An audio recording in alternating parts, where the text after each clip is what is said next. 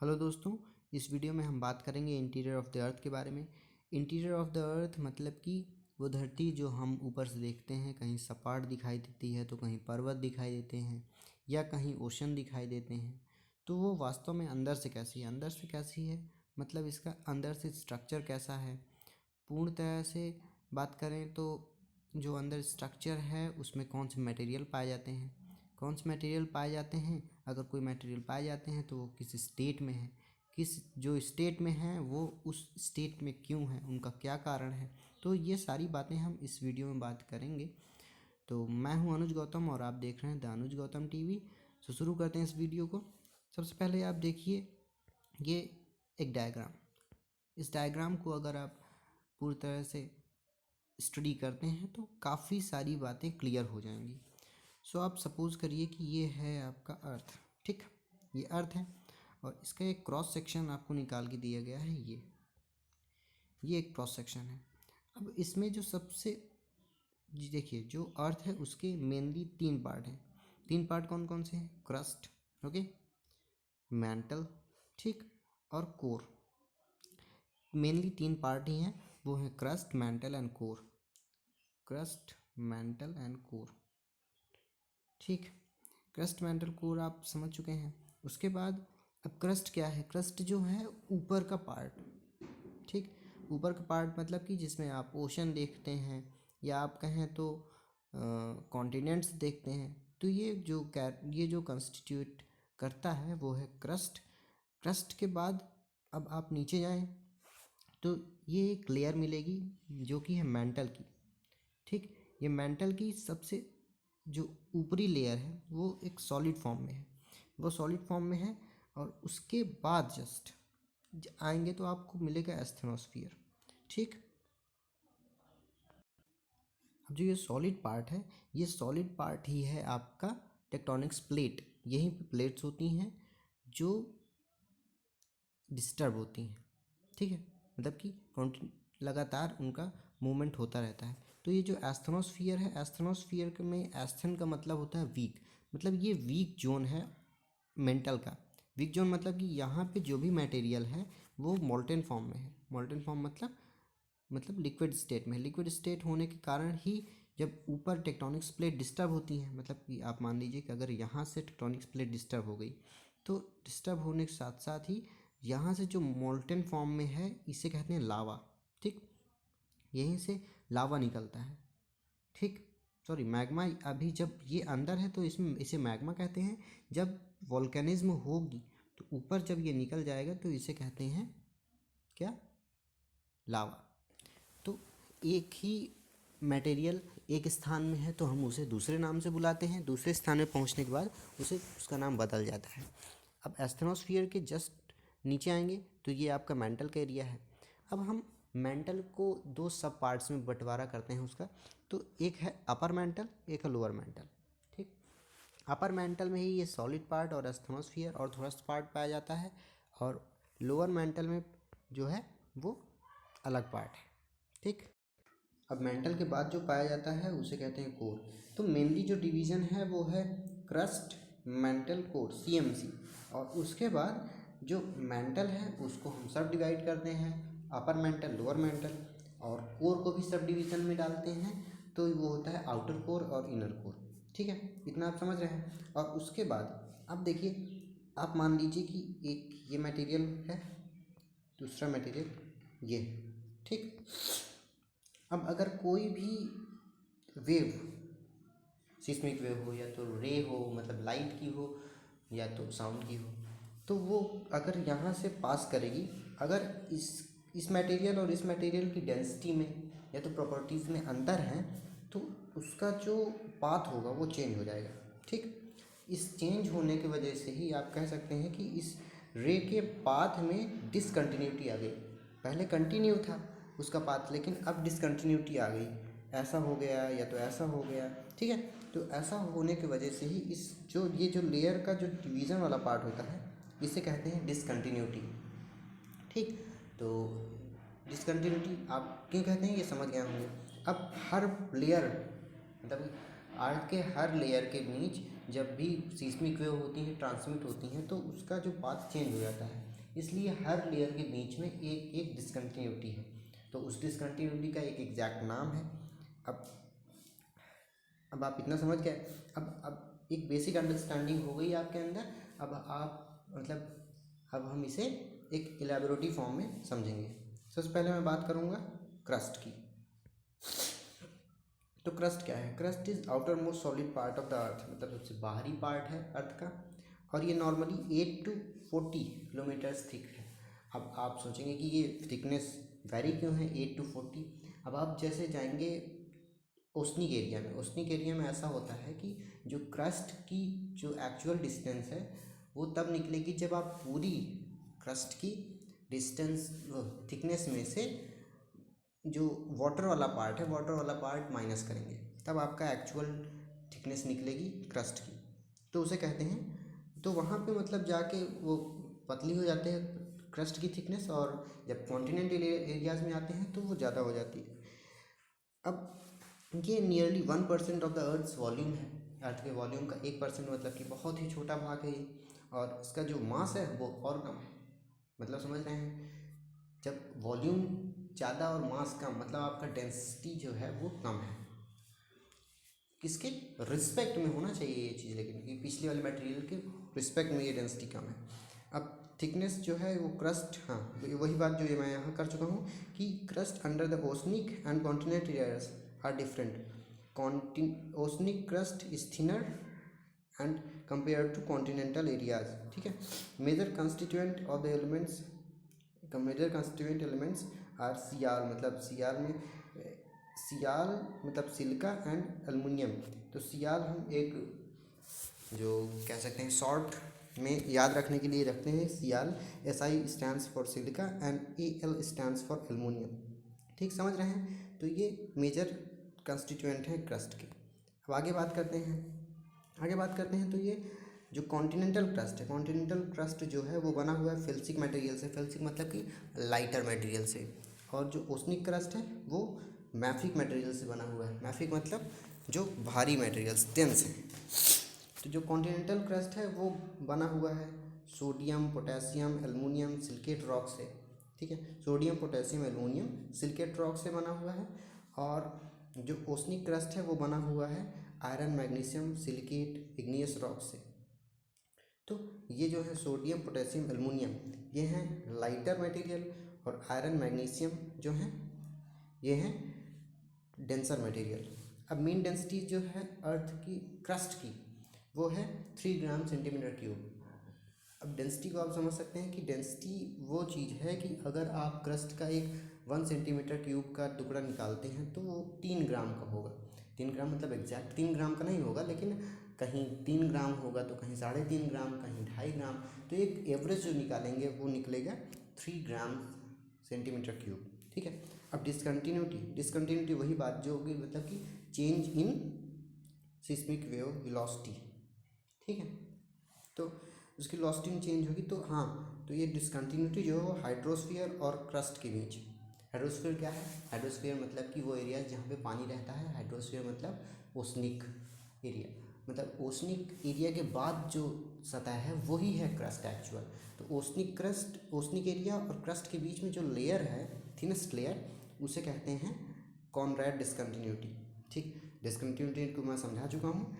और अब हम बात करेंगे elements of the earth crust. मतलब क्रस्ट में जो एलिमेंट्स हैं उनका कंपोजिशन क्या है। कंपोजिशन मतलब कि कौन सा मटेरियल ज़्यादा पाया जाता है, कौन सा एलिमेंट कम पाया जाता है। तो बात करें तो सबसे ज़्यादा जो पाया जाता है वो है ऑक्सीजन। अब ऑक्सीजन क्यों आप कह सकते हैं, क्योंकि बाई 2/3 एरिया ऑफ द अर्थ तो बना हुआ है ओसनिक एरिया से। ठीक, तो ओसनिक एरिया में है क्या? वाटर मतलब H2O मतलब कि 2 ग्राम आपका ऑक्सीजन हो, हाइड्रोजन हो गया, 16 ग्राम आपका ऑक्सीजन हो गया। तो ऑक्सीजन का एक बड़ा अमाउंट है, तो ऑक्सीजन वहाँ से कंस्टिट्यूट हो गई, तो ये बनाता है 46%। और सिलिकॉन पाया जाता है 27%। फिर एल्युमिनियम ये है 8%। तो एक मेजर आप याद रख सकते हैं कि जो मेन है वह है ऑक्सीजन, और फिर है सिलिकॉन, फिर है एल्युमिनियम। तो ऐसे ऐसे आप याद रख सकते हैं भाई। पूरा तो कहीं पूछा नहीं जाएगा कि सारे के सारे बताइए कौन कितना परसेंट पाया जाता है, पूछा जा सकता है कि ये सबसे ज़्यादा कौन सा पाया जाता है। ठीक, सेकंड नंबर पर कहीं मतलब सेकंड नंबर तो कोई पूछता ही नहीं है, लेकिन एक क्रम से पूछा जा सकता है कि हाँ इस किस क्रम में पाए जाते हैं। तो वो आप यहाँ से देख सकते हैं, आप लर्न कर सकते हैं अपने अकॉर्डिंग। अब नेक्स्ट बात करें तो अब हम क्रस्ट तक तो समझ गए, ठीक है, क्रस्ट तक तो हम समझ गए, और उसके बाद हम बात करेंगे मेंटल की। ठीक, तो मेंटल में आप ये है एस्थनोस्फियर और ये है सॉलिड पार्ट। अब जो ये आपका एस्थनोस्फियर है, इसके ऊपर जो सॉलिड पार्ट है, सॉलिड पार्ट और पूरे क्रस्ट को मिला के कहते हैं लिथोस्फियर। तो लिथोस्फियर कहीं पूछे जाए तो क्या बनाएंगे आप, मतलब it is a part of the earth which constitute the crust and the upper most solid part of the mental. ठीक, उसके बाद आएगा एस्थनोस्फियर। एस्थनोस्फियर क्या है, एस्थनोस्फियर मतलब weakest zone of the mental. वहीं पे आपका मैग्मा रहता है, बाहर जाता है तो वही लावा बन जाता है। ठीक, तो अब बात करें मेंटल के बारे में, तो ये है इंटीरियर बियॉन्ड द क्रस्ट। इतने से बात नहीं बनेगी, आपको लिखना पड़ेगा interior beyond the crust and above the core. ठीक, discontinuity between the crust and mantle. तो क्रस्ट और मेंटल के बीच में जो डिसकंटिन्यूटी मतलब कि वो पॉइंट जहाँ से कोई भी सीस्मिक वेव की वेलोसिटी चेंज होती है, तो उस पॉइंट को कहते हैं मोहोस डिसकंटिन्यूटी। मोहोस डिसकंटिन्यूटी शॉर्ट में कहते हैं, या तो आप कह सकते हैं मोहरोविच डिसकंटिन्यूटी। अब mental is about 2900 kilometres in thickness. इसकी थिकनेस काफ़ी है 2900, मतलब कि लगभग आधी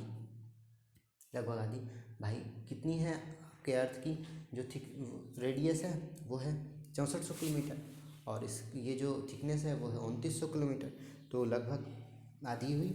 तो अब nearly 84% of the earth's volume, लेकिन वॉल्यूम जो अर्थ का है वो ये कंटेन करते हैं 84%, और अर्थ का मास जो है वो 67%। मेजर कंस्टिट्यूएंट क्या है इसमें, सिलिकॉन एंड मैग्नीशियम। अब सिलिकॉन एंड मैग्नीशियम को आप शॉर्ट में याद रख सकते हैं SiMa, that is called the sima. ठीक, Si for stands for silicon and Ma stands for the magnesium. Density of the layer क्या है, वो है 3.3 to 5.4 ग्राम सेंटीमीटर क्यूब। अब इसकी डेंसिटी क्यों बढ़ी भाई, डेंसिटी बढ़ने के कारण भी तो हैं। डेंसिटी बढ़ने के कारण ये हैं क्योंकि इसमें पाया जाता है मैग्नीशियम जो कि है मैफिक मतलब भारी मटेरियल, और ऊपर से इतना ज़्यादा ओवरहेड बोझ है, मतलब कि उसके ऊपर क्रस्ट है, क्रस्ट का पूरा मटेरियल एक प्रेशर एग्जर्ट करता है, प्रेशर एग्जर्ट करेगा। आप मान लीजिए पेपर कई पेपर रखते हैं लगातार, मटेरियल एक ही है तो पेपर कई रखते हैं, ऊपर से अगर पेपर बढ़ते जाएंगे तो नीचे जो पेपर रहेंगे उनमें जो गैप होगा वो कम हो जाएगा, मतलब कि वो ज़्यादा एक दूसरे के पास आ जाएंगे। क्यों, क्योंकि ऊपर से प्रेशर बढ़ जाएगा। ठीक, उस तरह से ऊपर क्रस्ट का मटेरियल होने की वजह से ही इसका प्रेशर बढ़ेगा, तो उनमें जो आपस का अट्रैक्शन होगा ज़्यादा होगा, इसलिए डेंसिटी उसकी ज़्यादा होगी। ठीक, upper most solid part of the mental and entire crust, जो मैं उस फिगर में बात कर चुका हूँ कि ये लिथोस्फियर है। लिथोस्फियर मतलब कि ये वाला पार्ट। ठीक, अब आगे बात करते हैं एस्थनोस्फियर मैं बता चुका हूँ कि वीकेस्ट जोन है, heavy viscous and mechanically weak ductile deforming region of the upper mantle which lies just below the lithosphere. Asthenosphere is main source of magma मतलब कि वही मोल्टेन फॉर्म ऑफ लावा, तो जो अंदर है मैग्मा, बाहर है लावा।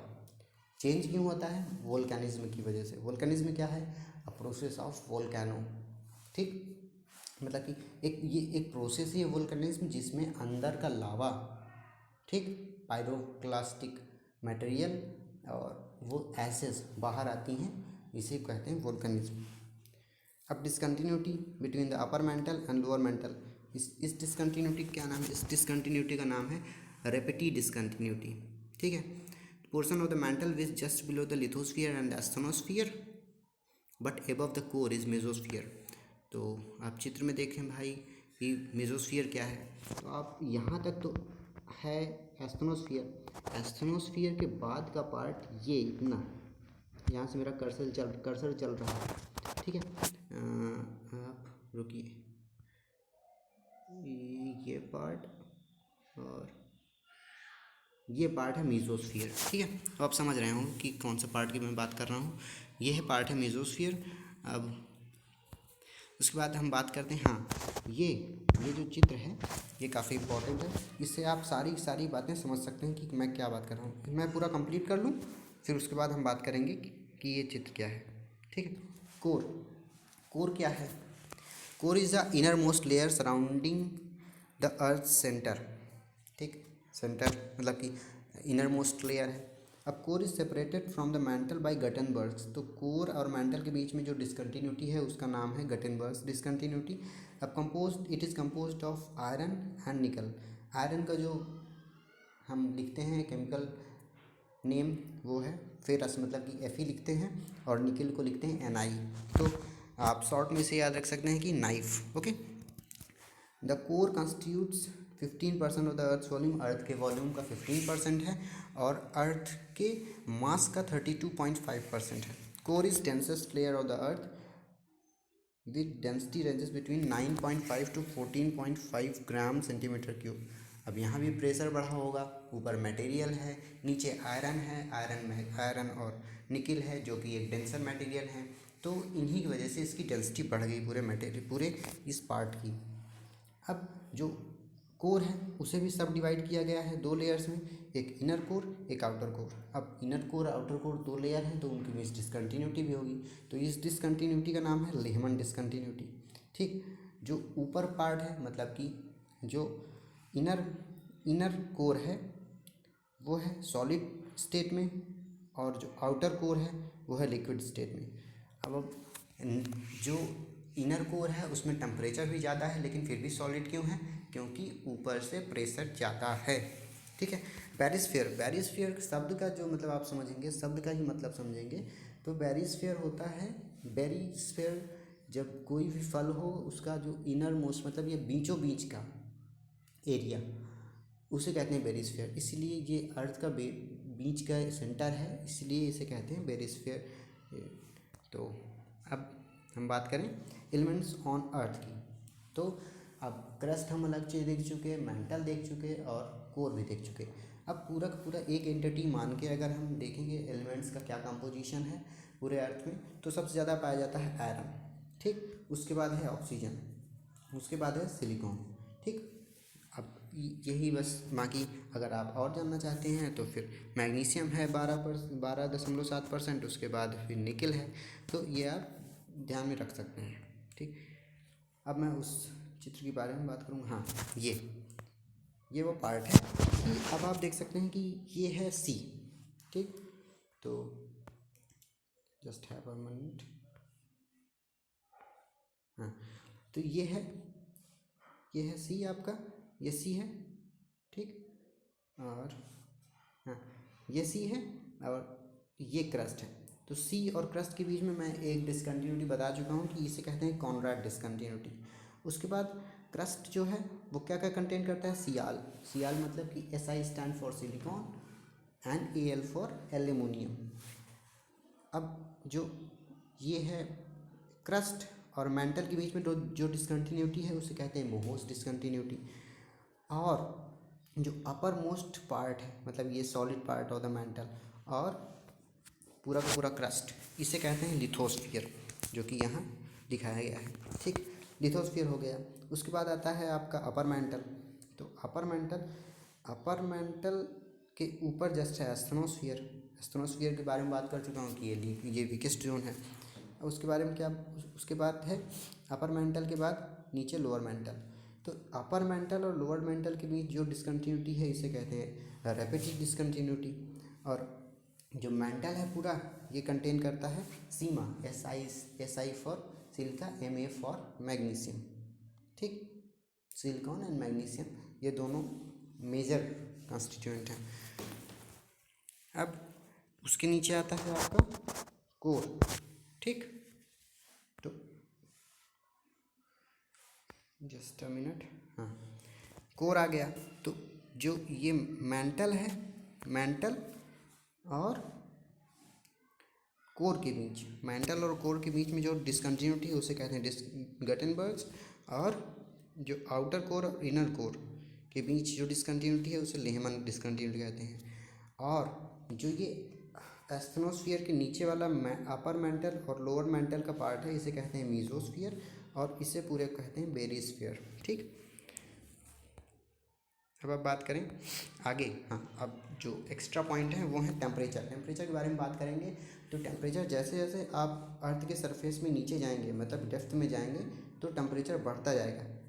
टेम्परेचर बढ़ने का मतलब ये कतई नहीं है कि टेम्परेचर बढ़ने का, ये आप समझ लें कि उसका जो रेट है टेम्परेचर बढ़ने का वो भी कांस्टेंट रहेगा, नहीं। टेम्परेचर नीचे नीचे जाते जाते बढ़ता तो है, लेकिन उसका जो रेट है बढ़ने का वो कम होता जाएगा।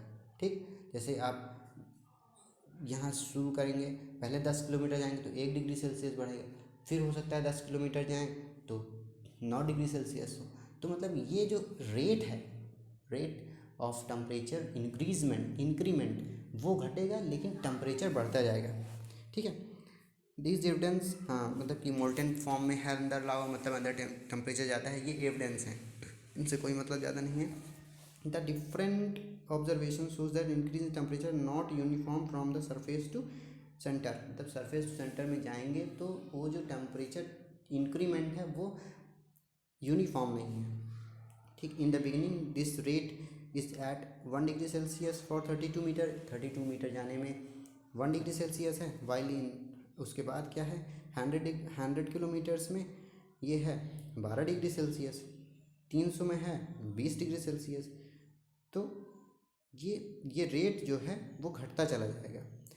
It is assumed the increase of temperature beneath the surface is decreasing towards the centre.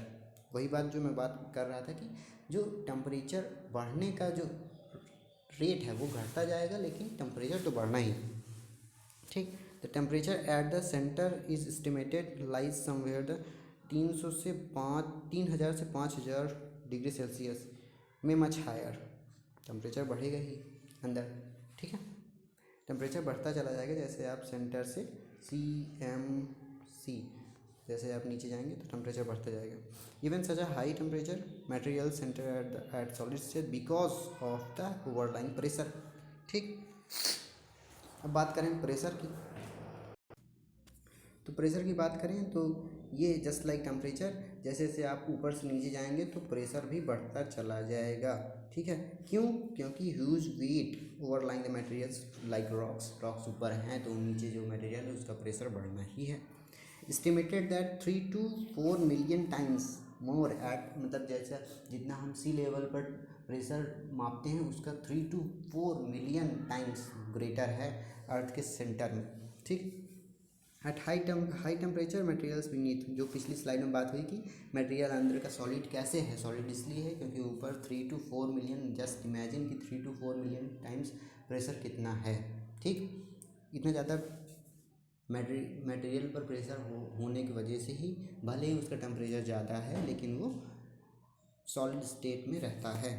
अब हम बात करें डेंसिटी के बारे में, तो density just like nickel and iron materials, इनकी वजह से होने की वजह से उसकी डेंसिटी भी ज़्यादा होती है। Density of the earth layer gets increasing on toward the centre, तो जैसे जैसे आप सेंटर में जाएंगे तो डेंसिटी भी बढ़ती जाएगी। डेंसिटी बढ़ने के कारण कुछ है उसके जो मटेरियल पाए जाते हैं हैवियर मटेरियल, और दूसरी बात जो ओवरलाइन पूरा लेयर्स हैं उनका भी प्रेशर एग्जर्ट होता है तो उसकी वजह से डेंसिटी बढ़ती है। ठीक है, average density at the layers get on increasing from crust to core nearly 14.5 grams पर सेंटीमीटर क्यूब। ठीक, तो ये काफ़ी बड़ा अमाउंट है डेंसिटी का, कि मतलब 1 सेंटीमीटर क्यूब को आप निकालेंगे तो 14.5 ग्राम निकलेगा। तो वीडियो तो यहीं ख़त्म होता है, लेकिन आप अगर इस पूरे डायग्राम को अच्छे से समझते हैं तो काफ़ी सारे क्वेश्चंस के आप जवाब दे सकेंगे और आप याद भी रखेंगे कि हाँ कहाँ क्या है। तो जैसे आप ये है इसमें, तो इसमें आप याद रख सकते हैं शॉर्ट में कि भाई जो मटेरियल्स हैं वो हैं I OS iOS, तो सारे लोग फैमिलियर हैं कि iOS क्या है, ठीक है। मतलब कि I for iron, O for oxygen and S for silicon. तो ये मटेरियल ज़्यादा मात्रा में पाए जाते हैं, तो इस तरह से आप याद रख सकते हैं। दूसरी बात कि इसमें आप याद रख सकते हैं CMRGL, ठीक। C for Conrad discontinuity, M for Moho's, R for Repetti, G for Gutenberg's and L for Lehmann. तो ये डिसकंटिन्यूटी जो हैं यही इंपॉर्टेंट बन जाती हैं एग्ज़ाम्स में। और जो ये स्फीयर हैं, लिथोस्फीयर क्या है, एस्थेनोस्फीयर, मेसोस्फीयर, बायोस्फीयर, ये सारे एक दूसरे से कैसे डिफरेंट हैं, इनमें जो कॉन्स्टिट्यूटेड मटेरियल हैं वो क्या हैं, सियाल है, फिर सीमा है, फिर नाइफ है। सियाल में SI stand for silicon, AL for aluminium, and sima में SI stand for silicon, MA for magnesium, and nife में NI for nickel, FE for ferrous मतलब कि आयरन। तो ये सारी इंपॉर्टेंट बातें हैं। सो ये वीडियो यहीं पे ख़त्म होता है। इस वीडियो में एक जगह बात कर चुका हूँ टेक्टोनिक्स प्लेट के बारे में। तो टेक्टोनिक्स प्लेट को अगर आपको समझना है तो एक वीडियो था जिसमें मैं बात कर रहा था कि शैडो जोन के बारे में, तो उस वीडियो में मैं बता चुका हूँ टेक्टोनिक्स प्लेट के बारे में अच्छे से, ठीक। तो आप उस वीडियो को रेफ़र कर सकते हैं। तो इस वीडियो में बस इतना ही, मिलेंगे अगले वीडियो में। Thank you for this time. And अगर आपको ये पसंद आया वीडियो तो लाइक करें, इन्फॉर्मेशन है तो आप इन्फॉर्मेटिव वीडियो है तो आप शेयर करें, और आगे की वीडियो पाने के लिए चैनल को सब्सक्राइब करें। Thank you for the now, have a nice.